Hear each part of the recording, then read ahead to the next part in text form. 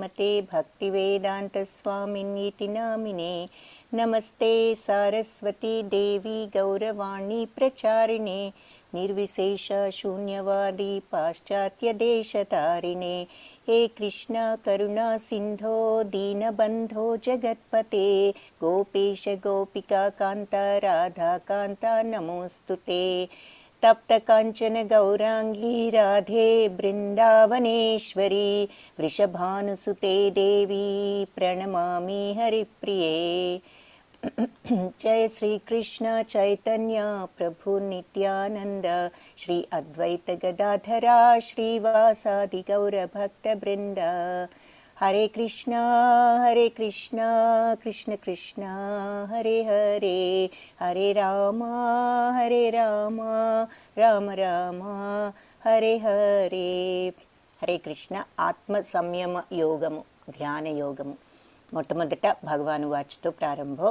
శ్రీ భగవానువాచ అనాశ్రిత కర్మఫలం కార్యం కర్మ కరోతి ససన్యాసీ చ యోగీ చ న నిరగ్ని న చాక్రియ.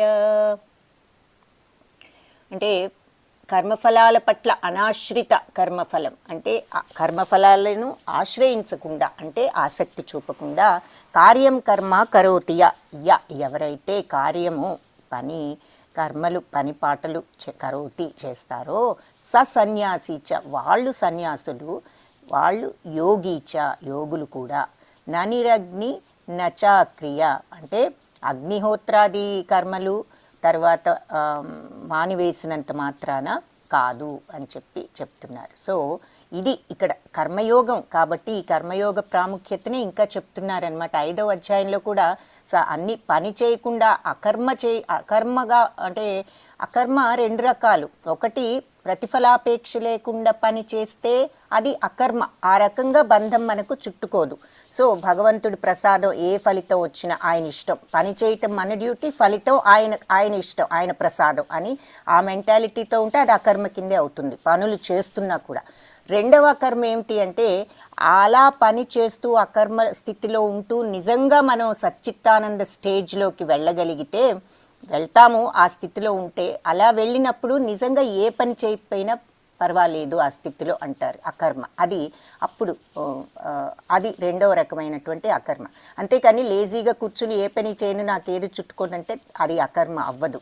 సో నీ డ్యూటీ నువ్వు చేయవలసింది. ఎప్పుడైతే నీ డ్యూటీ నువ్వు చేయలేదో అది తమో గుణంలో చేసేటటువంటి త్యాగం అని మనం లాస్ట్ 17-16 చాప్టర్స్లో చదువుతాం.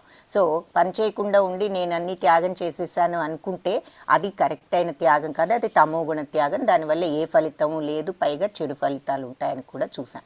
కాబట్టి కరెక్ట్ అయిన కర్మ ఏంటంటే ఆ జ్ఞానంతో ఆ సచ్చిత్తానందాన్ని మనం చవి చూడగలిగినప్పుడు ఆ స్టేజ్లో ఉంటూ ఇక మనకి ఏది ఉండదు కాబట్టి ఆ స్టేజ్లో ఆ నిత్యానంద స్టేజ్లో ఉంటారు కాబట్టి అప్పుడు ఇంకా ఈ ప్రపంచంతో వాళ్ళకి భౌతిక ప్రపంచంతో వాళ్ళకి సంబంధం లేని ఆనందంలో ఉంటారు, భగవత్ ఆనందంలో. కాబట్టి అది అప్పుడు వాళ్ళు ఏది చేయాల్సిన అవసరం లేదు, అది అకర్మ. పనులు చేస్తూ ప్రతిఫలాపేక్ష లేకుండా భగవంతుడికి అర్పించటం మొదటి అకర్మ. సో బంధాలు అంటే కర్మబంధాలేమి కూడా చుట్టుకో అని 5th చాప్టర్లో కూడా అడుగుతాడు. అని ముందేమో పనులన్నీ మానేయమన్నావు, ఇప్పుడేమో మరి పని చేస్తూ చేయాలంటున్నావు, ఏది కరెక్ట్ ఏది బెటరు అని అర్జునుడు అడిగినప్పుడు చెప్తారు కదా, 2 మోక్షాన్ని ఇస్తాయి. అకర్మగా జ్ఞాని మార్గంలో ఉన్నా పని చేస్తూ నువ్వు ప్రతిఫలాపేక్ష లేకుండా చేసినా సరే అని చెప్తారు. రెండింట్లోకి పని చేస్తూ నువ్వు ఉండటమే బెటరు, ఎవరి డ్యూటీస్ వాళ్ళు చేయాలని కూడా 5th చాప్టర్లో చెప్తారు. సో ఇక్కడ ఏం చెప్తున్నారు అంటే కాబట్టి మళ్ళీ అది కన్ఫర్మ్ చేస్తున్నారు. కర్మఫలాల పట్ల అపేక్ష లేకుండా కర్తవ్యాలను ఆచరించేవాడు సన్యాసాశ్రమంలో ఉన్నవాడు, అతడే నిజమైన యోగి. అంతేగాని అన్ని కర్మలు మానివేసినంత మాత్రాన కాదు. అంటే అన్ని కర్మలు మానివేశాడు అంటే ఆ సచ్చిత్తానంద స్టేజ్లో ఉన్న వాళ్ళు వేరు. ఊరికినే మనం ఇంకా స్టేజ్లో ఉన్నాము అనుకుని అన్ని పనులు మానేయటం వలన అంత మాత్రం చేత అవ్వరు అని చెప్తున్నారు. కానీ పనులు చేస్తూ అపేక్ష వదిలేసుకున్న వాళ్ళు మాత్రం తప్పకుండా సన్యాసాశ్రమంలో ఉన్న వాళ్ళు అవుతారు. ఇలా జ్ఞానులం అనుకుని ముందు నుంచే పనులు మానేసినప్పుడు అది బహుశా వాళ్ళు అవ్వకపోవచ్చు సన్యాసులు అని ఇక్కడ చెప్తున్నారు. అంత మాత్రం చేత వాళ్ళు అవ్వరు సన్యాసులు అని చెప్తున్నారు. సో ఇక్కడ సరే, ఇక మనస్సు యొక్క ప్రభావం అవన్నీ మనం ఇంతకుముందు చూసినవే. కాబట్టి భాష్యంలో ఏం చెప్తున్నారు? సహజ స్థితి పొందినవాడిగా తెలియజేయబడతాడు.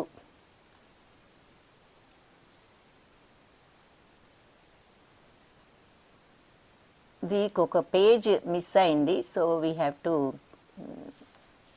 అది మనం దానికి ఫాలో అవటానికి కుదరదు.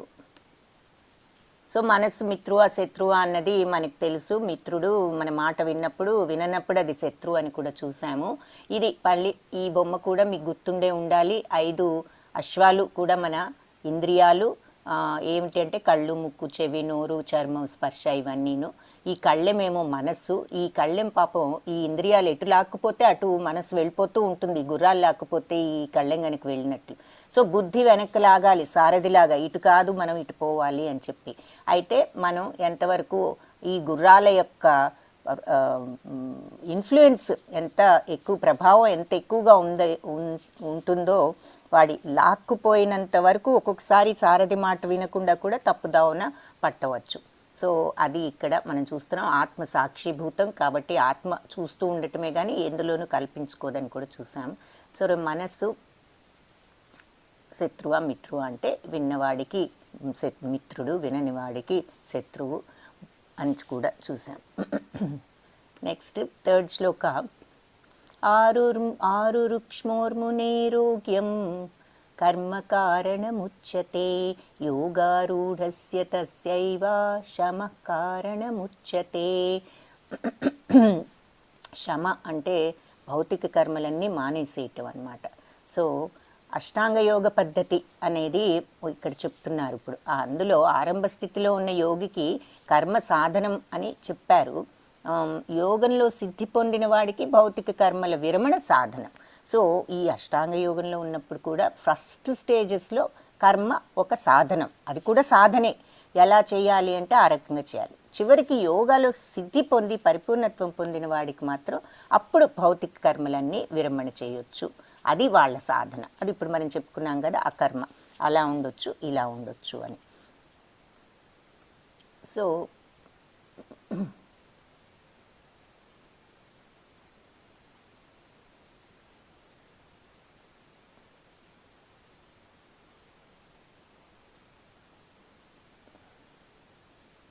సో యోగారూఢస్య అన్నారు ఒక పదం ఇక్కడ. ఆ యోగారూఢము అంటే ఆ యోగా నిచ్చెన, అంటే ఈ యోగం అనే నిచ్చెన జ్ఞానయోగం, ధ్యానయోగం, భక్తి యోగం ఇవన్నీ కూడా 3 భాగాలుగా విభజించవచ్చని చూసాము. సో బిగినింగ్ ఏమిటి అంటే యోగారురుక్షువు స్థితి, చివరి మెట్టు యోగారూఢము అని చెప్పి పిలువబడుతుంది అని చెప్తున్నారు. సో యోగారూఢస్య తస్యైవ అంటే అష్టాంగ యోగంలో సిద్ధి పొందినటువంటి అతనికి ఇక సర్వభౌతిక కర్మ నుంచి కూడా అతను విరమణ చేయటమే అతని యొక్క సాధన. ఇంకేమీ చేయక్కర్లేదు ఇక అష్టాంగ యోగంలో సిద్ధిత్వం పొందాడు అంటే అని చెప్పి చెప్తున్నారు. ఓన్లీ మొదట్లో అతను కొన్ని కర్మయోగం చేస్తాడు, కర్మ సాధనంగా ఉపయోగించుకుంటాడు. ఎలాంటి కర్మ అంటే ఇప్పుడు మనం మాట్లాడుకున్న ప్రతిఫలాపేక్ష లేని కర్మ. ఆ తరువాత అతను యోగంలో సిద్ధుడైన తర్వాత ఇంకా ఏ కర్మ చేయవసరం లేదు. యదా హినేంద్రియార్థేషు న కర్మ స్వనుషజ్జతే సర్వసంకల్ప సన్యాసి యోగారూఢస్తదోచ్యతే. సో విషయ కోరికలన్నింటినీ వదిలిపెట్టి ఇంద్రియ ప్రీతి కొరకు వర్తించుట గాని కామ్యకర్మల యందు నియుక్తుడగుట గాని చెయ్యని మనిషి యోగారూఢుడని చెప్పబడును. అంటే ఈ భౌతిక సంబంధించిన కోరికలన్నింటినీ వదిలిపెట్టి ఇంద్రియ ప్రీతి కోసం కామ్యకర్మలు చేయకుండా ఉన్నటువంటి మనిషి యోగారూఢుడు. అంటే ఆ స్టేజ్కి నిజంగా వచ్చినవాడు యోగారూఢుడని చెప్తారు అని చెప్తున్నారు. సో భగవంతుని మీద ఆ ప్రేమ సంపూర్ణంగా ఎవరికైతే ఉండి ఆ ధ్యానంలో అలా నియుక్తులై ఆ సచ్చిత్తానందాన్ని అనుభవిస్తారో అలాంటి వాళ్ళు ఇక వాళ్ళకి ఇంద్రియ భోగం కానీ కామ్యకర్మలు కానీ ఎలాంటి వాటిలో వాళ్ళు రతులు కాలేరు. అంటే వాళ్ళని ఏది కూడా అట్రాక్ట్ చేయవు. ఇక వాళ్ళ సుప్రీం హ్యాపీనెస్ చవి చూశారు ఆ బ్లిస్ని. అలాంటి బ్లిస్ని చవి చూసిన తర్వాత ఈ మెటీరియల్ వరల్డ్లో మనకు వచ్చే ఈ సుఖాలన్నీ కూడా చాలా అల్పంగా కనిపిస్తాయి. అందుకని వాళ్ళకి ఇదేమీ కూడా ఏది కూడా వాళ్లకు రుచించదు అని చెప్తున్నారు. సో కర్మ చేయకుండా ఎవరు ఉండలేరు. కాబట్టి అలాగే భక్తిపరాయణుడు కాకపోతే మనుషుడు ఇంద్రియ భోగరహితుడు అవుతాడు. ఈ భక్తి భావం ఉంటేనే ఆ ఇంద్రియ భోగాలను వదులుకోవటం కొంచెం సాధ్యం అవుతుంది అని చెప్తున్నారు. సో భక్తిభావం లేకపోతే ప్రతి వాళ్ళు మన కోసం పనులు చేసుకోవటం, స్వార్థపూరిత కర్మలు, ఇలాంటి వాటిల్లో మనము నియుక్తులమై ఉంటాము. కాబట్టి అలాంటి భక్తుడు మాత్రం భగవంతుడి ప్రీత్యర్థమే పనులు చేస్తాడు, ఇంద్రియ భోగాల నుంచి దూరంగా ఉంటాడు. అలాంటి అనుభవం లేనివాడు యోగం అనే నిచ్చెన చివరి మెట్టుకు చేరటానికి ముందు యాంత్రిక విధానం ద్వారా విషయవాంఛల నుంచి బయటపడటానికి ప్రయత్నించాలి. సో ఇలా యాంత్రికంగా అంటే ఒక ప్రాక్టీస్ లాగా మనం ఆ చివరి మెట్టు, ఆ యోగా నిత్యంలో చివరి మెట్టుకి ఈ ప్రాక్టీస్ అంతా యాంత్రికంగానే చేయొచ్చు. కానీ అంటే ఒక పద్ధతిగా అదేదో ఒక ప్రిన్సిపల్ లాగా చేయొచ్చు. కానీ క్రమేణా ఆ నిత్యం ఎక్కుతున్న కొందికి భగవంతుడి పట్ల, అంటే ఉదాహరణకి జపం తీసుకోండి. మీరు జపం స్టార్ట్ చేసినప్పుడు మనం అంతగా మనకి రుచించకపోవచ్చు, ఒక్కొక్కసారి బోర్ అనిపించవచ్చు. కానీ చేస్తూ చేస్తూ చేస్తూ ఉంటే ఆ జపంలో ఉన్న రుచి మనకు అర్థమవుతుంది. మనకి అది చేయకపోతే బాగుండదు. ఆ మాటలు పలుకుతుంటే మనకి మనసుకి శాంతి వస్తుంది. అలా మనకు నెమ్మది నెమ్మదిగా ఆ తరువాత ఆ రూపం మీద మనకు ఆసక్తి కలుగుతుంది, భగవంతుడి పట్ల భక్తి కలుగుతుంది. అది చేయగా చేయగా ఆ సాధన. సో అది ఇక్కడ చెప్తున్నారు. ఉద్ధరేదాత్మనాత్మానం నాత్మానమన మనవసాదయేత్ ఆత్మైవ హ్యాత్మనో బంధుర్ ఆత్మైవారిపురాత్మనః.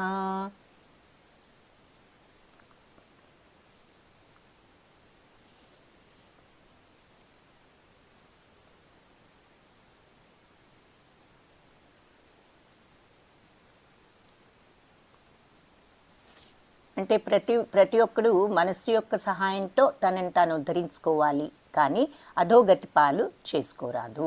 అంటే మనస్సుతో మనము మనల్ని సంస్కరించుకోవటానికి ప్రయత్నించాలన్నమాట. అంతేకాని మనస్సును ఎటు పడితే అటు పోనిచ్చి అధోగతి పాలు కాకూడదు. అంటే మనస్సును కంట్రోల్లో ఉంచుకోవాలి అని చెప్తున్నారు. బద్ధజీవుడికి మనస్సు మిత్రుడు అలాగే శత్రువు కూడా అవుతుంది. ఎలాగూ అంటే మన మాట విన్నప్పుడు అది మిత్రుడు, కానప్పుడు శత్రువు అని చెప్పుకున్నాం. బంధురాత్మాత్మనస్తస్య ఏనాత్మైవాత్మనా జితః అనాత్మనస్తు శత్రుత్వే వర్తేతాత్మైవ శత్రువత్. సో బంధురాత్మాత్మనస్తస్య అంటే మనస్సును జయించిన వాడికి, ఆత్మ అంటే ఇక్కడ మనస్సు. మనస్సు ఎవరైతే జయించాడో వాడికి మిత్రుడు, బంధువు అవుతాడు మనస్సు. అలాగే అనాత్మనస్తు శత్రుత్వే అంటే అనాత్మనస్తు అంటే మనస్సును నిగ్రహింపలేని వాడికి అది శత్రువు అవుతుంది. వర్తేతాత్మైవ శత్రువత్ అంటే వర్తిస్తుంది, ఆ మనస్సే శత్రువులాగా ప్రవర్తిస్తుంది అని చెప్తున్నారు. సో జయించితే మనస్సును మనకు మిత్రుడు, చేయలేని వాడికి, జయించలేని వాడికి శత్రువు అని చెప్తున్నాడు. కాబట్టి ఆ మనస్సును మిత్రుడిగా చేయటమే మనం చేయవలసినటువంటి పని. సో అది దానికోసం అష్టాంగ యోగాభ్యాసం యొక్క ప్రయోజనం మనకు ఉంటుంది. అష్టాంగ యోగాభ్యాసం చేస్తే మన మనస్సు మనం చెప్పినట్లు వింటుంది అని చెప్తున్నారు. అంటే ఇలాంటివన్నీ చేసినప్పుడు మనకు మనస్సు అంటే జయింపరాని శత్రువుగా ఉన్నంతకాలం మరి కామక్రోధ ద్వేష మోహ మదమాత్సర్యాలు ఇలాంటివన్నీ కూడా మనం వాటి కంట్రోల్లో మనం ఉంటాం. కాబట్టి మన కంట్రోల్లో వాటి నుంచి వాటిని అణిచిపెట్టాలి అంటే మనం మనస్సును జయించాలి. కాబట్టి భగవంతుని భక్తి ఉండి ఆయన ఆజ్ఞలకు కట్టుబడి ఉండటానికి స్వచ్ఛంగా అంగీకరిస్తారు. మనస్సు గనక మనం జయించినప్పుడు అన్నీ కూడా భగవంతుడికి సమర్పించడానికి మనం సిద్ధంగా ఉంటాము అని చెప్తున్నారు. చితాత్మన ప్రశాంతస్య పరమాత్మ సమాహితః శీతోష్ణ సుఖ దుఃఖేషు తథా మానాపమానయో. సో మనస్సును జయించిన వాళ్ళ లక్షణాలు ఎలా ఉంటాయి అంటే, మనస్సును జయించిన వాడు శాంతి పొంది ఉండితే పరమాత్మను చేరినట్టి వాడే అగును. మనస్సును జయిస్తే ఇక మనం శాంతిని పొందినట్టే, భగవంతుణ్ణి చేరుకున్నట్టే అని చక్కగా క్లియర్గా మనకిక్కడ చెప్తున్నారు. మనస్సును జయించిన వాడికి ప్రశాంతస్య, మనోనిగ్రహంతో శాంతిని పొందిన వాడికి, ఎవరైతే మనస్సును జయించి ప్రశాంతంగా ఉండగలుగుతారో పరమాత్మ పూర్తిగా వాళ్ళు పొందబడిన వాళ్ళు పూర్తిగా పరమాత్మను పొందుతారు. సమాహిత, ఆయనను పొందుతారు. శీతోష్ణ సుఖ దుఃఖేషు, ఇక వాళ్ళకి చలి వేడి సుఖము దుఃఖము తథా మరియు అలాగే మానాపమానయో అంటే గౌరవము అగౌరవం అన్ని స్థితుల్లోనూ ఒకే రకంగా ఉంటారు. పరమాత్మ మానవమానాలు అన్నీ కూడా సమానమే వాళ్లకు. ఎవరికి? మనస్సును జయించిన వాడికి పరమాత్మను వాళ్ళు అప్పుడు ఇక ఏది వాళ్ళకి పట్టదు, వాళ్ళిక అన్నీ కూడా వాళ్ళకు ఒకే రకంగా కనిపిస్తాయన్నమాట. హరే కృష్ణ. వాస్తవానికి అంటే ప్రతి జీవి కూడా పరమాత్మ రూపం, అందరిలోనూ కూడా శ్రీకృష్ణుడు పరమాత్మ రూపంలో ఉండి మనం అందరం కూడా ఆయన ఆజ్ఞలు పాటించటానికే అసలు ఉద్దేశింపబడి ఉన్నాము. కానీ మనం ఈ మనస్సు ప్రభావం, ఇంద్రియ ప్రభావంలో పడిపోయి అసలు మన డ్యూటీ మనం మర్చిపోతున్నాం. కాబట్టి భగవంతుడు ఉన్నాడు అన్నది కూడా మనకు మర్చిపోతున్నాం, చూడలేకపోతున్నాం కూడా. ఎందుకు అంటే మనం చూస్తాము ఏది అద్దాన్ని మురికి కప్పివేసినట్లు, మనం 4th చాప్టర్లోనూ చూస్తాం కదా, మురికి కప్పివేసినట్లు, మరి పొగను అగ్నిని పొగ కమ్మివేసినట్టు, గర్భస్థ శిశువుని మావి కమ్మివేసినట్లు మన ఆత్మను ఈ కోరిక అనేది చుట్టూ కప్పేసి ఆత్మ మనకు కనపడనీయకుండా, ఆత్మదర్శనం మనకు కానివ్వకుండా చేస్తోంది. సో ఆత్మదర్శనం కావాలి అంటే ఈ కప్పబడినటువంటి ఈ కోరికను మనము ఛేదించాలి అని కూడా చెప్తారు. వైరాగ్యం అనే ఖడ్గంతో నువ్వు ఛేదించు అని. సో వైరాగ్యం అంటే వదులుకోవటం, త్యాగం చేయటం ఈ భౌతిక ప్రపంచం యొక్క మోజుల మీద అని.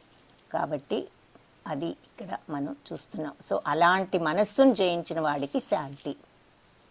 జ్ఞాన విజ్ఞాన తృప్తాత్మా కూటస్థో విజితేంద్రియ యుక్త ఇత్యుచ్యతే యోగి సమలోష్టాశ్మకాంచన. సో జ్ఞాన విజ్ఞాన తృప్తాత్మ అంటే జ్ఞాన విజ్ఞానాలతో ఎవరైతే తృప్తి పడతారో, కూటస్థో విజితేంద్రియ అంటే ఆ కూటస్థ అంటే ఆధ్యాత్మిక స్థితిలో ఎవరైతే గనక ఇంద్రియాలను జయించి, విజితేంద్రియుడు ఇంద్రియాలను జయించి, యుక్త ఇత్యుచ్యతే యోగి, ఎవరైతే ఇటువంటి స్థితులై ఉంటారో ఈ యోగంలో, అటువంటి యోగి అంటే యుక్త ఇత్యుచ్యతే ఆత్మసాక్షాత్కారానికి అర్హుడు అతను అని చెప్తున్నారు అని చెప్పబడుతోంది. ఈ యోగి ఎవరు అంటే జ్ఞాన విజ్ఞానంలో దాంట్లో ఆనందం, ఈ భౌతిక ప్రపంచపు విషయాల మీద కాదు అతనికి ఆనందం, ఈ జ్ఞాన విజ్ఞానాల్లో ఆనందం పెట్టుకుంటూ చూసుకుంటూ. మరి కూటస్థ అంటే ఏంటి? ఆధ్యాత్మిక స్థితిలో, ఆ రకంగా ఆధ్యాత్మిక స్థితిలో ఉండి ఇంద్రియాలను విజితేంద్రియ జయించిన వాడు అటువంటి వాడు ఆత్మ సాక్షాత్కారానికి అర్హుడు అని చెప్తారు అని చెప్తున్నారు. అటువంటి యోగి ఆత్మ సాక్షాత్కారానికి అర్హుడు అని చెప్పబడినది. సమలోష్టాశ్మ కాంచన అంటే ఆయన బంగారాన్ని కానీ రాయిని కానీ గులకరాయి అయినా సరే సమానంగా చూస్తారు. సమలోష్టాశ్మ అంటే సమానంగా ఉంటాడు. ఏది? గులకరాయి పట్ల, మరి రాయి పట్ల, కాంచన బంగారం పట్ల. సో మనుషుడు తాను పొందినటువంటి జ్ఞాన విజ్ఞానాలతో సంపూర్ణంగా సంతృప్తి చెందినప్పుడు, ఆత్మానుభవం స్థితిలో పొందినట్టు వాడై, అంటే ఇక్కడ మాట ఏమిటి అంటే ఆధ్యాత్మిక స్థితిలో ఆ స్థితిలో ఉన్నవాడై ఉంటే యోగి అని చెప్తారు. సో భగవంతుడితో ఆ కనెక్షన్ పెట్టుకున్నాడు, అలా పెట్టుకోగలిగిన వాడే యోగి. అంటే దాన్ని ఇంకా క్లియర్గా చెప్పాలి. ఆ కనెక్షన్ ఏమిటి అంటే మన జ్ఞాన విజ్ఞానాలతో వాళ్ళు సంతృప్తి పడ్డారు. ఏమిటి ఆ జ్ఞానం? భగవంతుణ్ణి తెలుసుకున్న జ్ఞానం. ఇంకా అది తెలిస్తే పూర్తి తృప్తి, ఇంకా ఏది అక్కర్లేని స్థితిలో ఉంటాం. కాబట్టి ఆ జ్ఞాన విజ్ఞానాలతో పరిపూర్ణంగా సంతృప్తి పడిపోతారు. అలాంటి ఆధ్యాత్మిక స్థితిలో ఉన్నవాడు యోగి అని పిలువబడతాడు.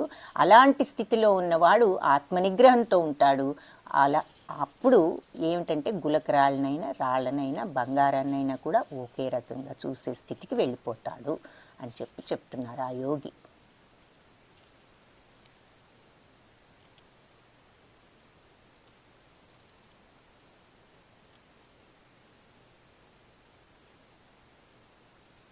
అంటే ఆ స్థితి భగవంతుడిని అనుభూతి చెందిన స్థితి, ఆయన పట్ల ప్రేమ, భగవంతుడి పట్ల భక్తి, ఆ భావంలో ఉన్న పరిపూర్ణ ఆనందం చవి చూస్తే తప్పిక మనకి అర్థం కాదు. ఆ నిత్యానందం, సచ్చిత్తానందాల్లో ఉన్నటువంటి ఆ బ్లిస్ అని ఇంగ్లీష్లో అంటాము, నిత్యానందం.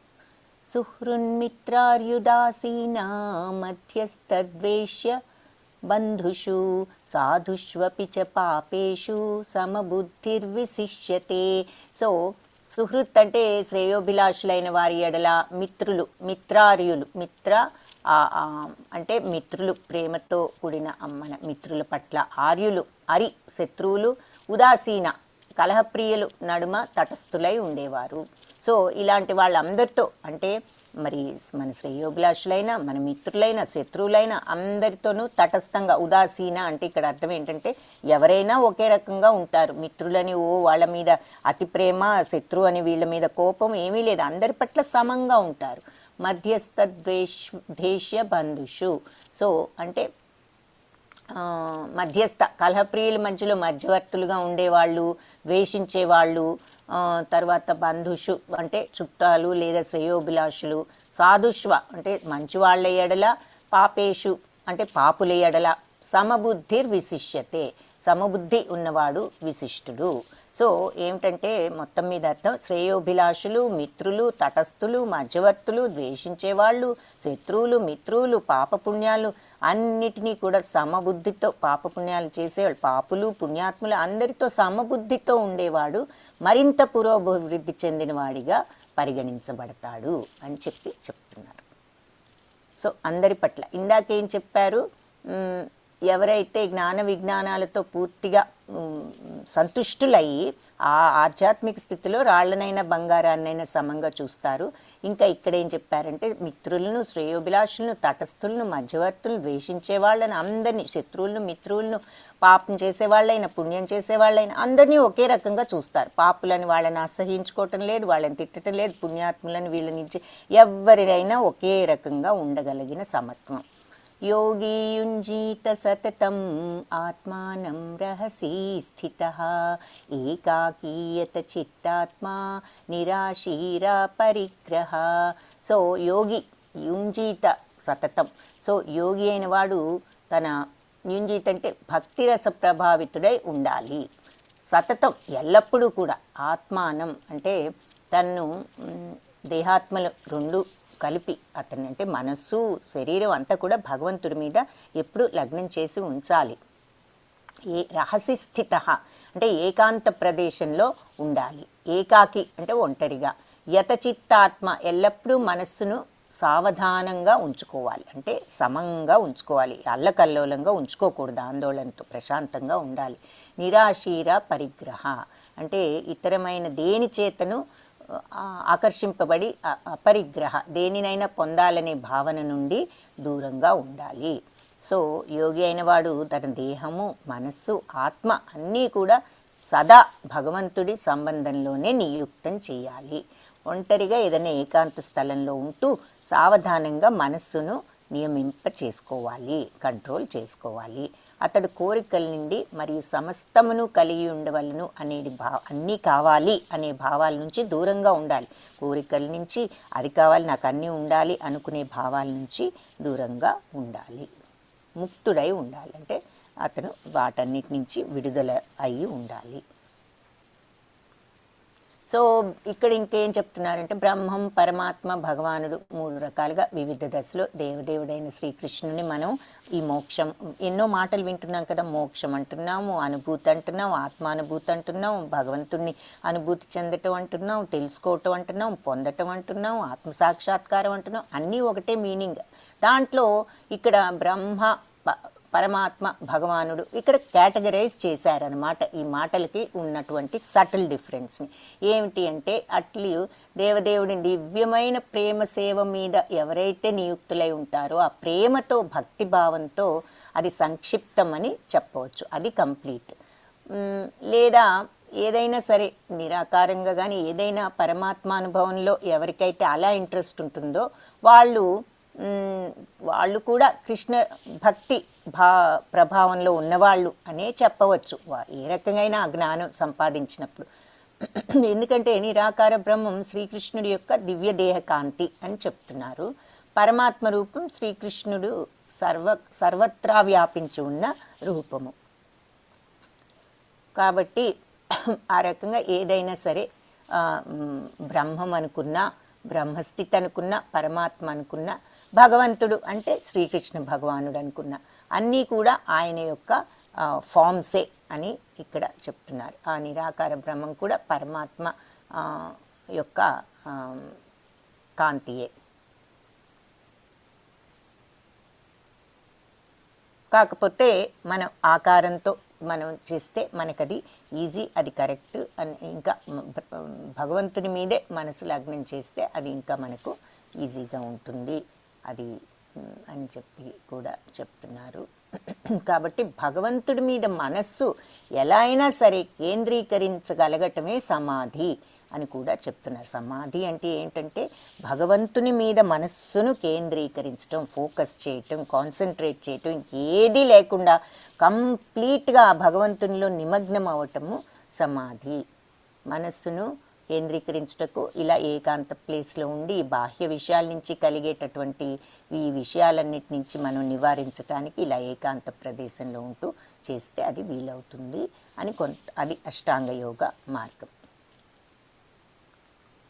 శుచౌ దేశే ప్రతిష్టాప్య స్థిరమాసనమాత్మనః నాత్యుచ్ఛిత్రం నాతి నీచం చైలాజినాకుశోత్తరం తత్రైకాగ్రం మనః కృత్వా యత చిత్తేంద్రియక్రియః ఉపవిశ్యాసనే యుంజ్యాత్ యోగమాత్మా విశిష్యత్ విశుద్ధయే.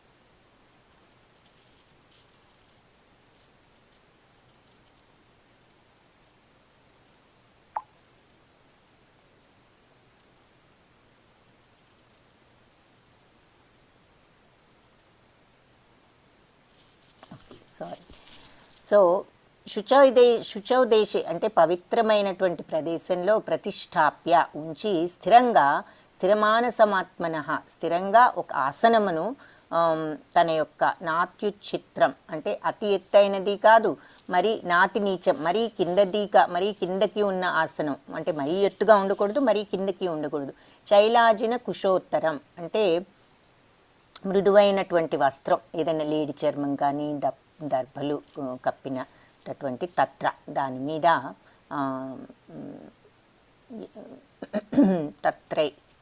తత్రైకాగ్రం అన్నారు కదా, ఏకాగ్రం అంటే ఏకాగ్రతతో మనస్సును కృత్వ చేసి మనస్సును ఏకాగ్రతతో ఉంచి యతచిత్తేంద్రియ క్రియ అంటే మనకి అట్లా ఉంచగలిగినటువంటి ఏకాగ్రతతో ఉంచగలిగినటువంటి మనస్సుతో కర్మలు ఉపవిశ్యాసనే యుంజ్యాత్ అంటే అలా కూర్చుని ఆసనంలో చేయవలేను. వాళ్ళు ఏ రకంగా ఆసనం వేయాలనేది ఇక్కడ చెప్తున్నారు. యోగాభ్యాసాన్ని ఆత్మవిశుద్ధయే, హృదయాన్ని పరిశుద్ధం చేసుకోవటానికి. సో యోగాభ్యాసం కొరకు యోగి ఏం చేయాలి అంటే ఈ అష్టాంగ యోగను ఎలా చేయాలి అన్నది చెప్తున్నారనమాట. అష్టాంగ యోగం కూడా ఫైనల్గా ఏమిటి, ఈ స్టెప్స్ అన్నీ తీసుకుని వెళ్తే ఏంటి, భగవంతుడి మీద కాన్సన్ట్రేషన్, ఆ భక్తిభావం కంప్లీట్గా భగవంతుడిని మనం ఆ భావంలోకి వెళ్ళటానికి అనమాట.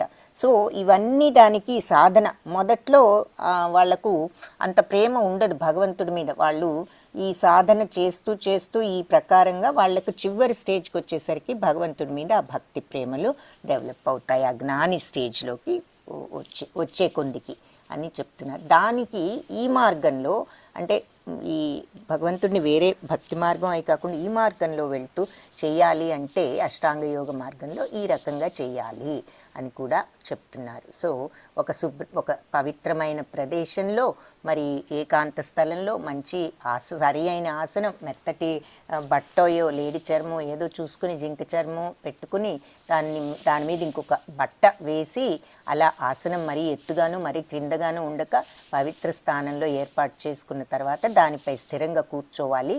తర్వాత ముఖ్యమైనది ఏంటి అంటే ఇంద్రియాలు మనోకర్మలను మనం కంట్రోల్ చేసుకోవాలి. మనస్సును ఏకాగ్రపరిచి హృదయ సిద్ధి కోసం యోగాన్ని అభ్యసించాలి అని చెప్తున్నారు. సమం కాయ శిరోగ్రీవం ధారయన్నచలం స్థిరః సంప్రేక్ష్య నాసికాగ్రం స్వం దిశశ్చానవలోకయన్ ప్రశాంతాత్మా విగతభీర్బ్రహ్మచారి వ్రతే స్థితః మనః సంయమ్య మచ్చిత్తో యుక్త ఆసీత మత్పరః. సో ఇప్పుడు దాకా ఏం చెప్పారు, ఎలా కూర్చోవాలి, శరీరాన్ని ఏ రకంగా కంట్రోల్ చేసుకుని మనం ఆసనం మీద కూర్చోవాలి, ఇంద్రియాలను మనం కంట్రోల్లో పెట్టుకోవాలి అని కూడా ఇందాకటి శ్లోకాలు రెండిట్లో చెప్పారు. అవునా, ఇక్కడ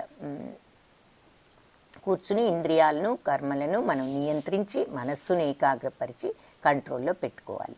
ఇప్పుడు ఏం చెప్తున్నారు ఇక్కడంటే సమం కాయ శిరోగ్రీవం ధారయన్నచలం స్థిర అంటే కాయము శరీరము, శిరస్సు, గ్రీవము అంటే మెడ, ఇవన్నీ కూడా అచలం స్థిర అంటే స్థిరంగా కదలకుండా ఉంచాలి.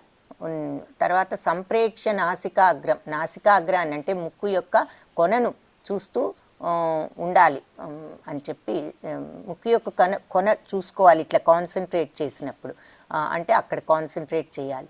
స్వం దిశశ్చ నవలోకయన్. సో అలా దిక్కులను కూడా చూడకుండా, ఎటూ చూడకుండా అలా కాన్సన్ట్రేట్ చేసి ఉంచాలి. ప్రశాంతాత్మ ప్రశాంత మనస్సుతో విగతభి భయం లేనివాడై బ్రహ్మచారి వ్రతే స్థిత బ్రహ్మచారి వ్రతంలో స్థితుడై ఉండాలి. మనః సంయమ్య మనస్సును మరి పూర్తిగా నిగ్రహించి మచ్చిత్తో అంటే నాయందే భగవంతుడి మీద నా మీద మనస్సును పెట్టి యుక్త ఆసీత మత్పరః వాళ్ళు అలా పెట్టిన వాళ్ళు నిజమైన యోగులు. యుక్త అంటే యోగులు, ఆసీత కూర్చుండాలి, నన్నే పరమ లక్ష్యంగా చేసి అలా కూర్చుని ఉన్న యోగి అని చెప్తున్నారు. సో ఈ రకంగా కూర్చున్నవాడు అంటే శరీరాన్ని, మెడను, శిరస్సును కూడా సమంగా స్ట్రెయిట్గా ఉంచి దృష్టిని నాసికాగ్రం మీద ముక్కు చివరి భాగంలో అక్కడ దృష్టిని పెట్టి కేంద్రీకరించాలి. ఆ విధంగా కలత చందని మనస్సుతో, నియమిత మనస్సుతో, భయాన్ని వీడి బ్రహ్మచర్యాన్ని పాటిస్తూ ఉన్న యోగి నన్నే హృదయంలో ధ్యానిస్తూ నన్నే జీవిత పరమగతిగా చేసుకోవాలి. అంటే నెక్స్ట్ స్టెప్ అలా కూర్చుని ఏం చేయాలి అంటే ఈ రకంగా కాన్సన్ట్రేట్ చేసి భగవంతుణ్ణి మనం ధ్యానించాలి. యుంజన్నేవం సదాత్మానం యోగి నియతమానసః శాంతిం నిర్వాణ పరమాం మత్సంస్థాం అధిగచ్చతి. సో యుంజన్నేవం పైన చెప్పినట్లుగా సదాత్మానం ఎప్పుడు ఎవరైతే ఆత్మ మనోదేహాలను యోగి నియత మానస యోగి అయినవాడు నియత మానస అంటే కంట్రోల్డ్ మైండ్తో ఉంటాడు. శాంతిం నిర్వాణపరం వాళ్లకు శాంతి, భౌతిక స్థితి నుండి విరమణ, నిర్వాణ, మోక్షం, పరమాం వాళ్లకు ఆ మోక్ష స్టేజి వస్తుంది. మత్సంస్థాం అధిగచ్చతి. సో భగవద్రాజ్యాన్ని పొందుతారు, నా యొక్క నా యొక్క రాజ్యాన్ని, మత్ సంస్థ అంటే నా రాజ్యాన్ని వాళ్ళు అధిగచ్చతి, వాళ్లకు వస్తుంది, పొందుతారు. సో దేహము, మనస్సు, కర్మలు ఈ మూడింటిని ఈ విధంగా ఎవరైతే కంట్రోల్ చేయగలుగుతారో అలాంటి యోగి అయిన వాడు నియమిత మనస్సున్నవాడై భౌతిక స్థితి నుంచి విరమించి తద్వారా భగవత్ రాజ్యంలోకి వెళ్తాడు. ఇక్కడ ఒక పాయింట్ చూడండి, భౌతిక స్థితి నుంచి విరమించందే భగవద్ రాజ్యానికి వెళ్ళలేం. కాబట్టి ఆ భౌతిక స్థితి నుంచి విరమించాలి అంటే సరే ఇలా అష్టాంగ యోగం చేసి విరమించవచ్చు. మనందరికీ ఈ అష్టాంగ యోగం చేయటం సాధ్యం కాదు. సో మనకి దారే లేదా అనుకుంటే ఉంది, ఇంకా ముందు ముందు కూడా చూస్తాము, భక్తి మార్గం అవి ఉన్నాయి. కానీ కర్మ మార్గంలో కూడా ఎప్పుడైతే మనం మన డ్యూటీ చేస్తూ ప్రతిఫలం ఆశించకుండా భగవంతుడు ఏది ఇస్తే అదే ఆయన డ్యూటీ, ప్రతిఫలం ఇవ్వటం ఆయన బాధ్యత, పని చేయటం నా బాధ్యత అనే మెంటాలిటీతో ఉంటూ ఎవరి పనులు వాళ్ళని చేసుకుందాము, నేను ఈ రకంగా పని చెయ్యాలి కాబట్టి భగవత్ ప్రీత్యర్థం చేస్తాను, రిజల్ట్ భగవంతుడు ఇచ్చింది ఏదైనా ప్రసాదం అనుకుంటే అది కూడా మనకు యోగంలో, కర్మయోగంలో ఉన్నట్లే అని చెప్పుకున్నాము ఆల్రెడీ. సో ఎవరైతే ఈ రకంగా ఇక్కడ అష్టాంగ యోగం స్పెసిఫిక్గా ఎలా చేయాలన్నది చెప్తున్నారు కాబట్టి ఇలా కూర్చుని ఒక ఏకాంత ప్రదేశంలో, పవిత్ర ప్రదేశంలో, మరీ ఎత్తు మరీ తక్కువ ఎత్తు కానీ ఆసనంలో మెత్తటి బట్టతో కూర్చుని మరి మనస్సును, ఇంద్రియాలను కంట్రోల్ చేసి భగవంతుడి మీద ఫోకస్ చేసి దృష్టిని నోస్ మీద పెడితే నాసికాగ్రం మీద కాన్సన్ట్రేషన్ వస్తుంది. అలా కూర్చుని మనస్సును, దేహాన్ని, కర్మలను కూడా మనం కంట్రోల్ చేసేసి ఏది వేరే చేయకుండా భగవంతుడి మీద కాన్సన్ట్రేషన్ పెడితే భగవద్ రాజ్యాన్ని పొందుతారు అని చెప్తున్నారు. నాత్యశ్నతస్తు యోగోస్తి నచైకాంతం అనశ్నతః నచాతి స్వప్నశీలస్య జాగ్రతో నైవ చ అర్జున. సో ఇక్కడ ఏం చెప్తున్నారు, నాత్యశ్నతస్తు యోగోస్తి అంటే అధికంగా తినేవాడికి కానీ లేదంటే అధికంగా తినేవాడికి యోగోస్తిన అంటే యోగం అనేది వాడికి లేదు, ఇక రాదు. ఏకాంతం అనశ్నత తినని వాడికి కూడా లేదు. సో ఎక్కువ తినకూడదు, తక్కువ కూడా తినకూడదు. అతి స్వప్నశీలస్య అంటే ఎక్కువగా నిద్రించేవాడికి కానీ, జాగ్రత్తోనైవ నిద్ర ఎక్కువగా మెలుకునుండేవాడు, ఎక్కువ నిద్రపోని వాడికి కానీ వాళ్ళకు కూడా లేదు అర్జున. నైవ అర్జున అంటే లేదు. ఏది అర్జున, అతిగా భుజించేవాడికి కానీ, అతి తక్కువగా తినేవాడికి కానీ, లేదంటే అతిగా నిద్రపోయేవాడికి కానీ, చాలకుండా కొంచెమే నిద్రపోయే వాళ్ళకు కానీ యోగులు అయ్యే అవకాశం వాళ్లకు లేదు అని చెప్తున్నారు. సో దీని అర్థం ఏమిటి, దేనికైనా ఒక లిమిట్ అనేది ఉండాలి. తినటానికైనా, నిద్రపోవటానికైనా మరీ ఎక్కువ తినకూడదు, ఎక్కువ నిద్రపోకూడదు, మరి తక్కువ తినకూడదు, తక్కువ నిద్రపోకూడదు. ఏదైనా కూడా మితంగా చేయకపోతే వాళ్ళకి యోగి అయ్యే అవకాశం లేదు. సో ఇక్కడ సమృద్ధిగా ధాన్యం, కూరగాయలు అవన్నీ ఉన్నాయి. సో మాంసాహారం తినాల్సిన అవసరం లేదు, సాత్విక ఆహారం తింటే అది మనకి సాత్వికము అని కూడా చెప్తున్నారు.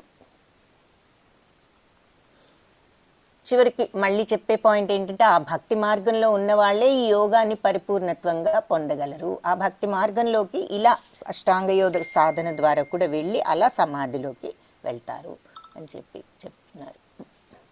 యుక్తాహార విహారస్య యుక్తచేష్టస్య కర్మసు యుక్త స్వప్నావబోధస్య యోగో భవతి దుఃఖః.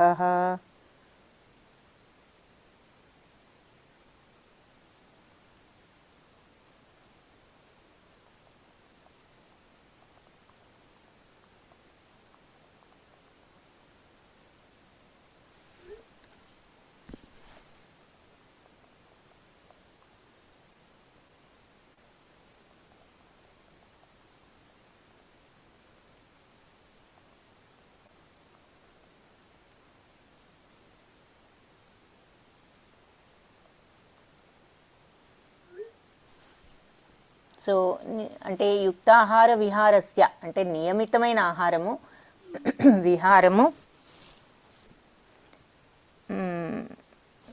నియమితమైన ఆహారము, విహారము యుక్తచేష్టస్య నియమిత అంటే నియమితంగా పోషణార్థమే పనిచేయటానికి, ధర్మాలను నిర్వర్తించడానికి కానీ, సో నియమితంగా అంటే లిమిటెడ్గా ఆహారాన్ని కానీ, నిద్ర కానీ, విహారం కానీ, కర్మలు కానీ ఏదైనా లిమిట్లో ఉండాలి. మనం ఫుడ్డు, నిద్ర, విహారము ఇష్టం వచ్చినట్లు అటు ఇటు వెళ్లకుండా ఏదైనా లిమిటెడ్. కర్మలు కూడా మనం చేయవలసిన కర్మలు అన్నీ కాకుండా, ఏది పడితే అది కాకుండా, చేయకూడనివి అటువంటివి కాదు, చేయదగ్గవి మన బాధ్యత. అన్నిట్లో లిమిట్ ఉన్న వాళ్ళు యోగాభ్యాసం ద్వారా భౌతిక క్లేశాలను శమింపచేసుకోగలరు. అంటే ఇక్కడ పాయింట్ ఏమిటంటే అసలు లిమిట్ అనేది ఉండాలి ప్రతి హ్యాబిట్లో కూడా. మన నిద్రలో, మన ఆహారంలో, మనం బయటికి ఎక్కడికైనా వెళ్ళినా అనవసరంగా వెళ్ళాల్సిన ప్రదేశాలకు వెళ్ళనవసరం లేదు. సో అది. ఆ తర్వాత కర్మలు చేయవలసినవి కూడా మన డ్యూటీలు మనం చేయాలి. వెళ్ళి అన్నెసెసరీ పనులు కూడా చేయవలసినటువంటి అవసరం లేదు. లిమిటెడ్గా అన్నిట్లో ఉండగలిగిన వాళ్ళు అని చెప్పి చెప్తున్నారు. సో ఇక్కడ ఆహార విషయం మళ్ళీ కూరగాయలు, పుష్పాలు, ఫలాలు ఇవన్నీ కూడా భగవంతుడికి అర్పించవచ్చు. ఇలా భక్తిభావంలో ఉన్నవాళ్ళు. సో ఇది నిద్రకు అతి తక్కువ సమయాన్ని కేటాయిస్తారు. ఈ విషయంలో రూపగోస్వామి అనే ఆయన అత్యంత ఆదర్శనీయులు. ఎందుకంటే ఆయన భక్తిభావంలో ఉంటూ రోజుకు 2 గంటలు మాత్రమే నిద్రించేవారు. కానీ ఆయన భక్తుడు అంటే సేవలే చేయకుండా క్షణకాలం కూడా వృధా చేయడు. కొన్నిసార్లు ఆ మాత్రం కూడా నిద్రించేవారు కాదు. అయితే హరిదాస్ ఠాకూర్ కూడా నిత్య నియమమైన 3 లక్షల హరినామ జపం పూర్తి కాందే అంటే ఆయన రోజు 3 లక్షల నామజపాలు చేసేవారు. పూర్తి కాందే ప్రసాదం కానీ, క్షణకాలం నిద్రించడం కానీ చేసేవారు కాదంట ఆయన. ఇక కర్మ విషయంలో కృష్ణ భక్తి పరాయణుడు కృష్ణపరాలు కానటువంటి కర్మలు ఏవి కూడా వాళ్ళు చెయ్యరు అని చెప్తున్నారు. కర్మలు సదా నియమింపబడి ఇంద్రియ భోగ భావనచే కలుషితం కాకుండా చూసుకుంటారు. భగవత్ ప్రీత్యర్థం భగవంతుని సంబంధించిన కర్మలే చేస్తారు. సో ఇంద్రియ భోగం అనే ప్రశ్నే వాళ్ళకి లేదు కాబట్టి కృష్ణ భక్తి భావానికి ఇక రెస్ట్ ఉండదు వాళ్ళకి. ఆ భావం ఎప్పుడు ఉంటూనే ఉంటుంది. ఈ విధంగా కర్మ, వాక్కు, నిద్ర, జాగరణ, ఇతర దేహ కర్మలన్నీ కూడా నియమితంగా ఉన్నందున భక్తిపరాయణుడికి భౌతిక క్లేశం అనేది ఉండదు అని చెప్తున్నారు.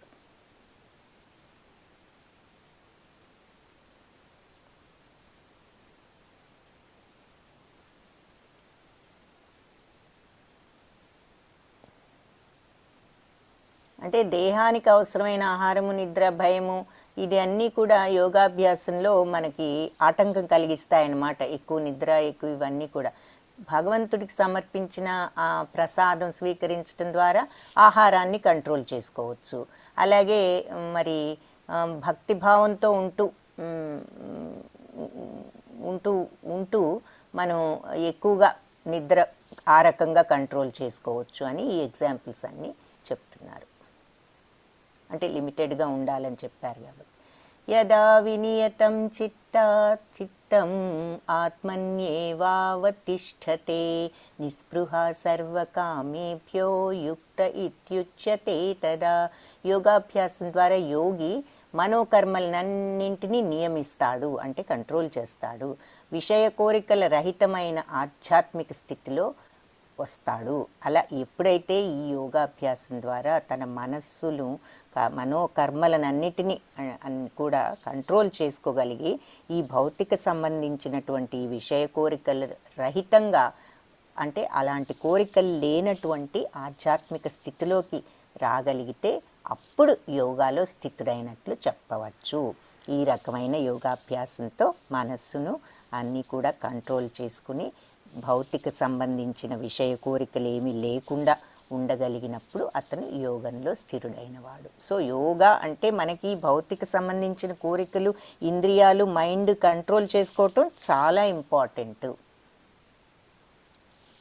సో ఇక్కడ అంబరీష్ మహారాజు ఎప్పుడు కూడా భగవంతుని మీద ఆ భక్తితో ఉండేవాడు అని చెప్తున్నారు. ఆయన ఆ దేవదేవుని దివ్య గుణాలను వర్ణించటలోనూ, హస్తాలనేమో ఆయన మందిరాన్ని శుభ్రం చేయటం, మరి చెవులనేమో ఆయన కర్మలను శ్రవణం చేయటం అంటే వినటం, తర్వాత మరి చక్షువులు అంటే కళ్ళనేమో ఆయన రూపాన్ని చూడటం, దేహాన్ని భక్తుల దేహాలు స్పృశించుటలోను, నాసికను భగవంతుడికి అర్పింపబడిన పువ్వులను వాసన చూడటం, జిహ్వను భగవంతుడి చరణ కమలాలకు అర్పించిన తులసీ దళాలను రుచి చూడటం కోసం, తన పాదాలను శ్రీహరి తీర్థ స్థలాలకు తీసుకువెళ్ళటం, శిరస్సును హృషికేశునకు వందనమునర్చటం కోసం తల వంచి, మరి కోరికలను ఉత్తమ శ్లోకుడైనటువంటి శ్రీకృష్ణుని కార్యాలకు నిర్వహించటం, ఆయన కోరికలన్నీ కూడా భగవంతుడి కార్యాలకు ఉండేవి. అలా ఈ దివ్య కార్యాలన్నీ శుద్ధ భక్తులు ఈ రకంగా చేస్తూ ఉంటారు అని చెప్తున్నారు.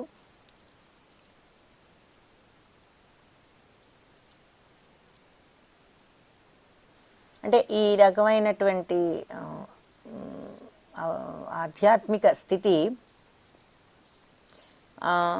అంటే భగవంతుడి మీద, ఆయన యొక్క రూపం మీద ప్రేమ ఉన్నవాళ్ళు రూపాన్ని, నిరాకార తత్వంలో ఉన్న వాళ్ళకి ఈ రకమైనటువంటి అనుభవం ఉండదు అని చెప్తున్నారనమాట.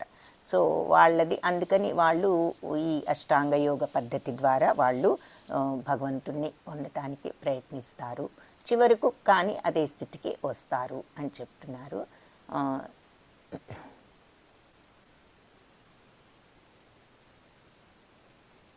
అర్చన అంటే ఇంద్రియాలన్నింటినీ భగవంతుడి సేవలో నియుక్తం చేయుట అని అనబడును. భక్తి సేవయందలి కర్మలో అర్చనము. ఇంద్రియాలు భగవంతుని భౌతిక ప్రపంచపు డిజైర్స్ మీద కాకుండా భగవత్ సేవలో వినియోగించటము. సో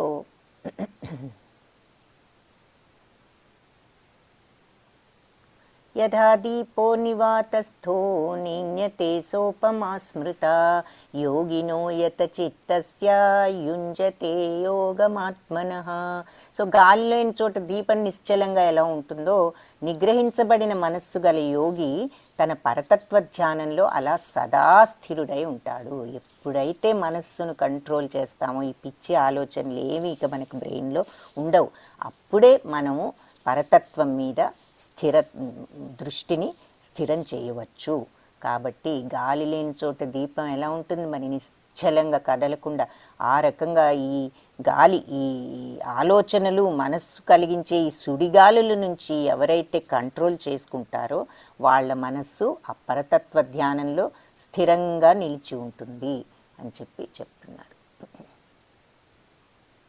యత్రో పరమతే చిత్తం నిరుద్ధం యోగ సేవయా యత్ర చైవాత్మనాత్మానం పశ్యన్నాత్మని తుష్యతి సుఖమాత్యంతికం యత్తద్ బుద్ధిగ్రాహ్యమతీంద్రియం వేత్తి యత్ర న చైవాయం స్థితశ్చలతి తత్వతః యం లబ్ధ్వా చాపరం లాభం మన్యతే నాధికం తతః యస్మిన్ స్థితో న దుఃఖేన గురుణాపి విచాల్యతే.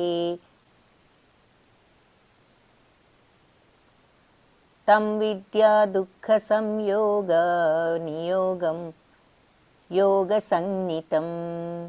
సో సమాధి అనబడే ఈ పూర్ణత్వ స్థితి ఎలా ఉంటుంది అంటే, మనిషి యొక్క మనసు సమస్త మానసిక కలాపాల నుంచి యోగాభ్యాసించే నిరోధింపబడి ఉంటుంది.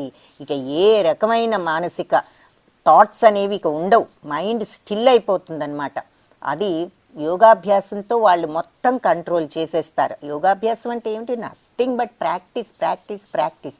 ఆ ప్రాక్టీస్తో చివరికి మనస్సును కంప్లీట్గా క్వైట్ చేసేయగలరు అనమాట.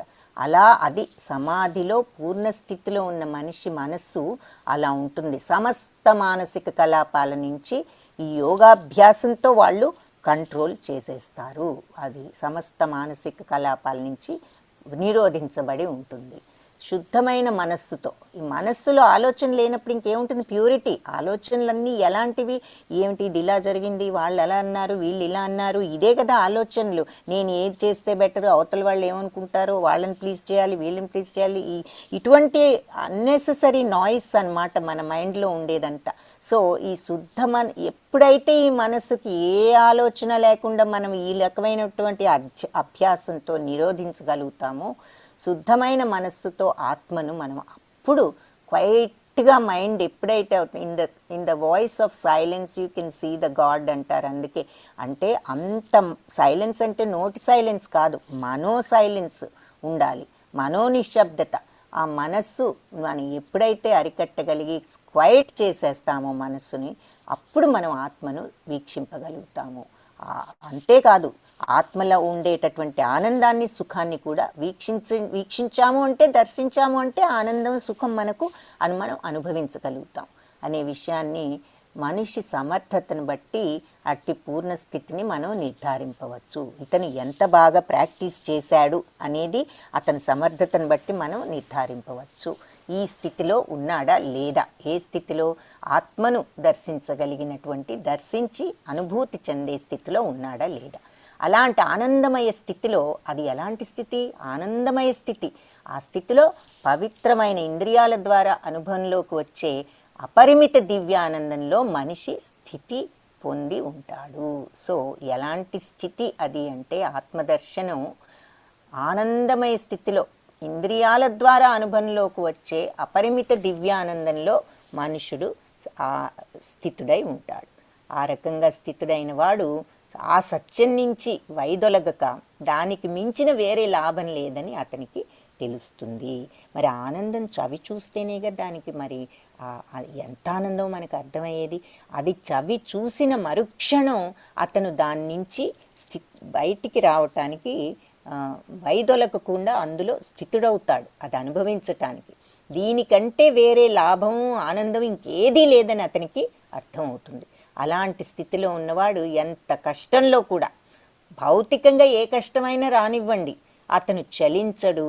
ఈ భౌతిక సంపర్కంతో ఉత్పన్నమయ్యే సమస్త దుఃఖాల నుంచి వాస్తవమైన ముక్తి ఇదియే అని చెప్తున్నారు. సో భౌతికంగా ఏదన్నా జరగనివ్వండి, ఈ స్థితిలోకి వెళ్ళినటువంటి ఆ యోగికి ఆ నిత్యానంద స్థితిలోనే ఉంటాడు. కానీ వాళ్ళకి ఇంకేది కూడా వాళ్లకు దుఃఖాన్ని కలిగించదు. ఎందుకంటే వాళ్ళ ఆత్మను దర్శించారు. ఇక ఆత్మానుభూతిని మించిన ఆనందం లేదు. ఈ భౌతిక దుఃఖాలన్నీ కూడా వాళ్ళకి అల్పప్రాయం. ఇక ఏది కూడా వాళ్ళని, అంత ఆనందం వచ్చిన తర్వాత ఏది కూడా ఆనందాన్ని తగ్గించలేదు. ఈ దుఃఖాల వల్ల వాళ్ళు ఇంత కూడా వాళ్ళ ఆనందం తగ్గదు అని మనం అర్థం చేసుకోవాలి. అలాంటి స్థితి అన్నమాట ఆత్మదర్శనం, భగవంతుణ్ణి పొందగలగటం అన్నది ఆ స్థితి. అంత నిత్యానంద స్థితి అది. న నిశ్చయేన యోక్తవ్యో యోగో నిర్విణ్ణ చేతసా సంకల్ప ప్రభవాన్ కామాం త్యక్త్వా సర్వాన్ శేషతః మనసైవేంద్రియగ్రామం వినియమ్య సమంతతః. సో ఇక్కడి నుంచి ఐ థింక్ మనం ఆపొచ్చు యాక్చువల్గా, బట్ ఇది చదివాం కాబట్టి క్విక్గా మీనింగ్ చూద్దాము. స్థిర నిశ్చయంతో శ్రద్ధను కలిగి యోగాన్ని అభ్యసిస్తూ మనిషి ఆ మార్గం నుంచి వైదొలగకుండా ఉండాలి. మానసిక కల్పనల నుంచి ఉత్పన్నమయ్యే కోరికలన్నిటినీ కూడా ఎలాంటి మినహాయింపు లేకుండా ప్రతి కోరికని కూడా త్యజించి మనస్సు ద్వారా ఇంద్రియాలను, అన్ని వైపులకు వెళ్ళిపోతున్న ఇంద్రియాలను అన్నిటిని కట్టి లాగి విరమింపజేసి మనస్సుతో వాటన్నిటిని వెనక్కిలాగా కళ్ళెంతో విరమింపచేసుకోవాలి, ఈ యోగంలో ఉండాలి అని చెప్తున్నారు. సో 47 శ్లోకాస్ ఉన్నాయి. సో మనం 24 చేసాం కాబట్టి హాఫ్ చేసినట్టే లెక్క. సో ఇక్కడితో ఆపుదాం. అయితే ఇక్కడ మీకు ఈ చెప్పిందంతా కూడా I want to show you దీని యొక్క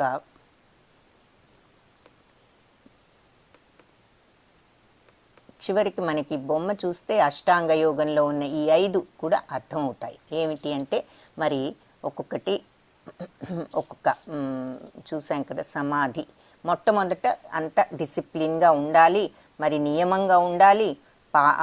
అంటే మనస్సును ఏకాగ్ర చిత్తంతో భగవంతుడి మీద పెట్టాలి అని చెప్పాము. ఆసనం ఒకటి మంచి చూసుకోవాలంటే శరీరాన్ని కంట్రోల్ చేసుకోవాలి. ఇక్కడ ప్రాణాయామం అంటే బ్రెత్, ఊపిరిని కంట్రోల్ చేసుకోవాలి. ప్రత్యాహారం అంటే ఆహారం కాదు, తినే ఆహారమే కాదు. మన ఇంద్రియాలకు వేటి ఆహారం దానికి ఉంది. కంటికి చూసేది ఆహారం, ముక్కుకి వాసనల ఆహారం, చెవులకు వినిపించేది ఆహారం, నోటికి ఫుడ్ ఆహారం. సో చర్మానికి స్పర్శ అందించేది ఏదైనా ఆహారం. సో ప్రత్యాహారం అవన్నీ వాటి వల్ల మనకు కలిగే ప్రలోభాలన్నింటినీ వాటిని నియంత్రించాలి, ప్రలోభ పట్టకుండా మనల్ని. తర్వాత అప్పుడు ధారణ, కాన్సన్ట్రేట్, ఫోకస్ చేయాలి భగవంతుడి మీద. ధ్యానం అప్పుడు మనకు ఆ మెడిటేషన్ మోడ్లోకి వెళ్ళాలి, ధ్యానం మోడ్లోకి. అప్పుడు అలా ఉండగలిగితే సమాధి స్థితిలోకి వెళ్తాము అని మనం చూసాము. అష్టాంగ యోగ అనేది ఏమిటి అంటే భగవంతుడితో సంబంధం, భగవంతుడిని పొందటం. ఇప్పుడు చూసాం ఆ బ్రహ్మస్థితి ఎలా ఉంటుంది అనేది చెప్పాం కదా. సో కర్మయోగం ద్వారా, జ్ఞానయోగం ద్వారా, అష్టాంగ యోగం ద్వారా, భక్తి యోగం ద్వారా ఈ కనెక్షన్ పెట్టుకోవచ్చు. సో అష్టాంగ యోగం ఏమిటి అంటే మనం ఇక్కడ okay it's going back. So ఇంకొకసారి మళ్ళీ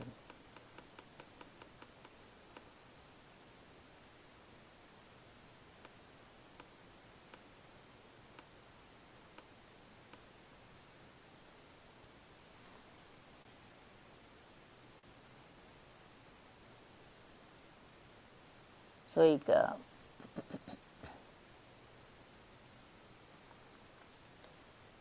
ఇది ఇక్కడ ఇది చూడండి, ఇది చూస్తే మనకి తెలుస్తుంది.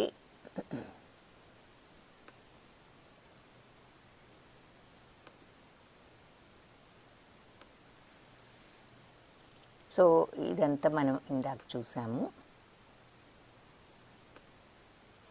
సో యమ అంటే చేయవలసినవి, నియమాలు, ఎలాంటి పనులు చేయాలి అనేది. నియమ అంటే ఏవి మనం చేయకూడదు అనేది చూసాము.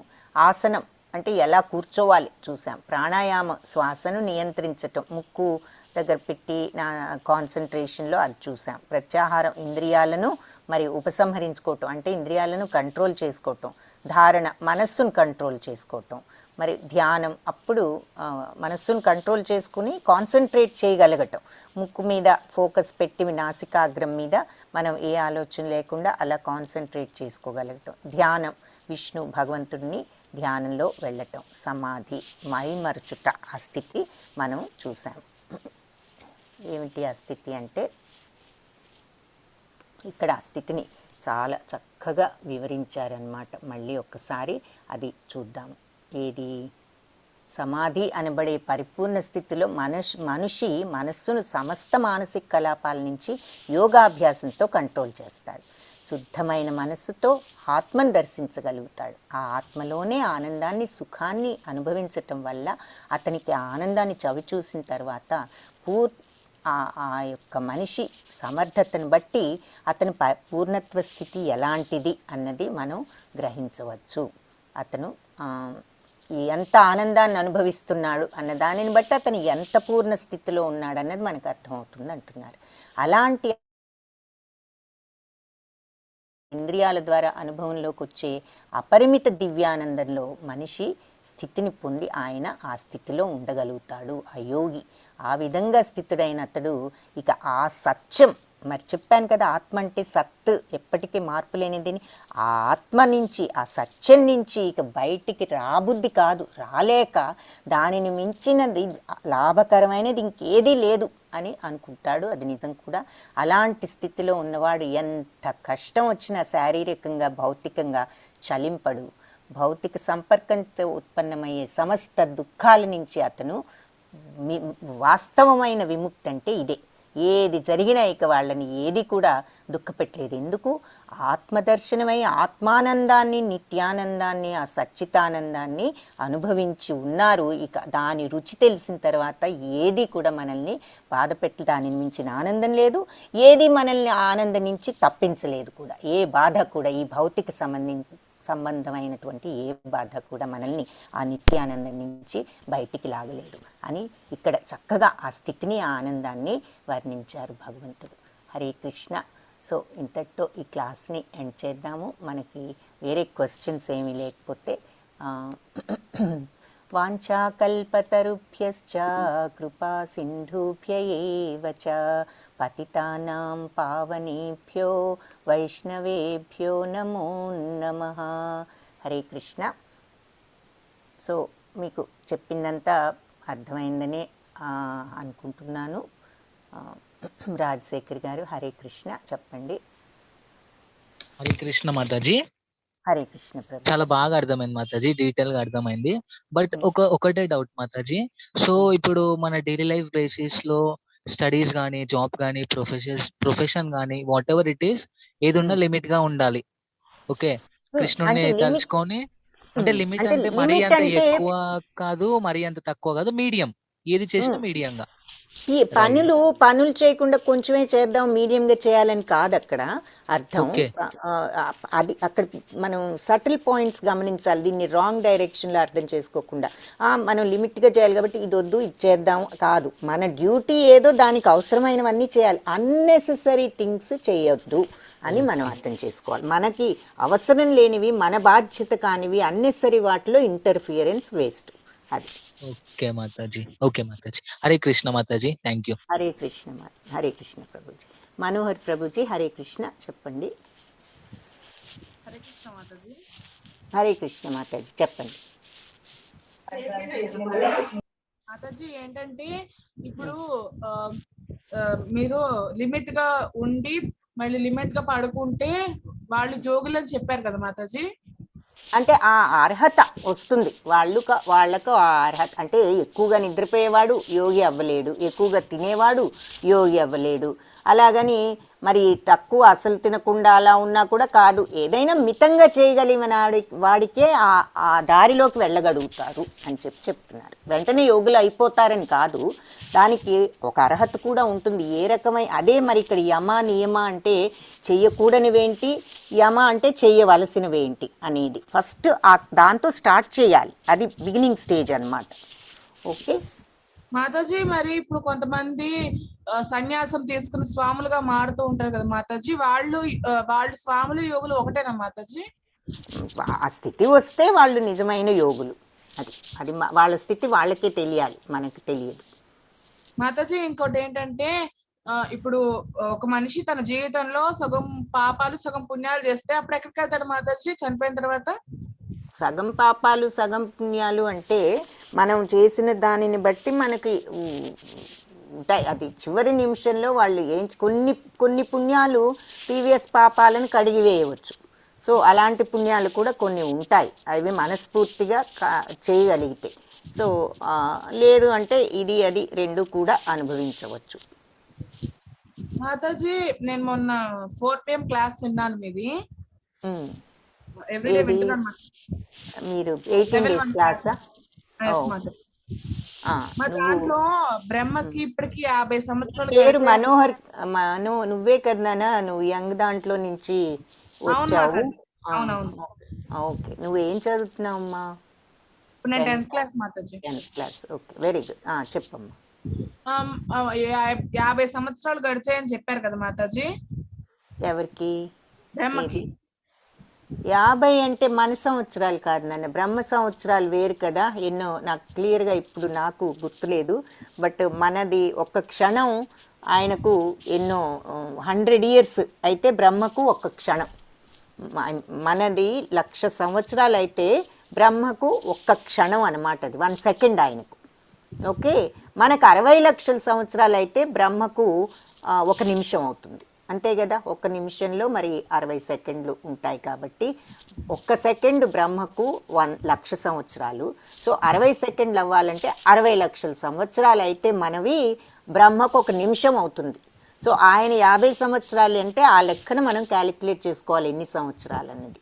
సో బ్రహ్మకు ఆ లెక్కన మనం ఎంత చేసిన దాన్ని బట్టి 311 మిలియన్లను ఎంతో చూసాం. 1166 1200 లక్షల సంవత్సరాలను ఏదో చూసాం మనం. మాతాజీ మరి ఇప్పుడు మనకి దేవుడికి విష్ణువుకి పుట్టుక అంతం లేదంటారు కదా మాతాజీ. మనకి బ్రహ్మకి పుట్టుక ఎలా ఉందో తెలుసు కదా మాతాజీ. బ్రహ్మ ఎప్పుడు పుట్టాడు మాతాజీ? మరి బ్రహ్మ మొదట మరి సృష్టించినప్పుడు భగవంతుడు బ్రహ్మను సృష్టించారు. ఈ మామూలుగా ఈ పుట్టటం ఇవన్నీ కూడా తన తరఫున ఈ పని చేయటానికి బ్రహ్మను నియమించారనమాట. మన మనుషుల్ని పుట్టించటం ఇవన్నీ కూడా బ్రహ్మకు ఆ సృష్టి చేసేటటువంటి పనికి బ్రహ్మను ఆయన నాభిలో నుంచి కమలంలో నుంచి పుట్టారు. ఏది ఈ గర్భోదక సాయి విష్ణుని గోలోక చాట్ చూపిస్తాను నెక్స్ట్ క్లాస్లోనే ఎప్పుడో, అది చూస్తే మనకు అర్థమవుతుంది. ఆ గర్భోదక సాయి విష్ణు ఆయన నాభి అంటే బొడ్డు, అందులో నుంచి తామర పువ్వు నుంచి ఈ బ్రహ్మ ఉద్భవిస్తాడు. అందుకే ఆయన ఈ పవర్ తెచ్చుకోవటానికి 1000 సంవత్సరాలు తపస్సు చేస్తాడు బ్రహ్మ. చేసిన తర్వాత ఆయనకు అర్హత వస్తుందన్నమాట. తను చేసే క్వాలిఫికేషన్, తను చేసే పనికి తగినటువంటి అర్హత సంపాదించడానికి ఆ 1000 సంవత్సరాలు ఆయన భగవంతుడి మీద తపస్సు చేసిన తర్వాత ఆయనకు ఆ పవర్ అప్పుడు వస్తుందన్నమాట. ఆ అప్పుడు క్వాలిఫై తపస్సు చేస్తే దేవుడు అవ్వడు కదా మాతాజీ. దేవుడు ఎవడు కాదు. దేవుడంటే ఇప్పుడు వీళ్ళంతా దేవతలు, మరి భగవంతుడు దైవం, ఆయన శక్తి వీళ్ళంతా కూడా. మరి భగవత్ శక్తియే ఏ దేవతకైనా వచ్చింది అని చెప్తారు కదా. అల్టిమేట్గా భగవంతుడి శక్తే ఏ దేవతకైనా. ఆయన ఒక్కొక్క పనికి ఒక్కొక్క దేవతను నియమించారు. అది మాతాజీ ఇంకోటి ఏంటంటే జై విజయులకు శాపం వస్తుంది కదా మాతాజీ. ఉమ్. ఆ శాపం రాకపోతే మనకి యుగాలు ఉండేవి కాదు కదా మాతాజీ. ఆ, అంటే అది కరెక్ట్గా నేను ఆన్సర్ చేయలేను, అది చూడాలి. అంటే శాపం కూడా ఈ యుగాల కోసమే, అవన్నీ కూడా ఆ ప్లాన్ అలా జరగచ్చు. సో అది అంటే భగవంతుడి ఆ ప్లాన్. యుగాలు లేకపోతే మనుషులు కూడా పుట్టేవాళ్ళు కాదు కదా మాతాజీ. అంతే, అది ఇది 4 యుగాలు కలిపి ఒక దివ్య యుగం అంటారు. అలాంటి యుగాలు ఎన్ని అయితే ఒక మన్వంతరం అవుతుంది. బట్ ఇలాంటి దివ్య యుగాలు ఇప్పటికి 27 అయిపోయాయి. మనదే కాదు, మనం ఇప్పుడు 4th కలియుగంలో ఉన్నాం. ఇలాంటి యుగాలు అంతకుముందు 27 జరిగిపోయాయి అని చెప్తున్నారు.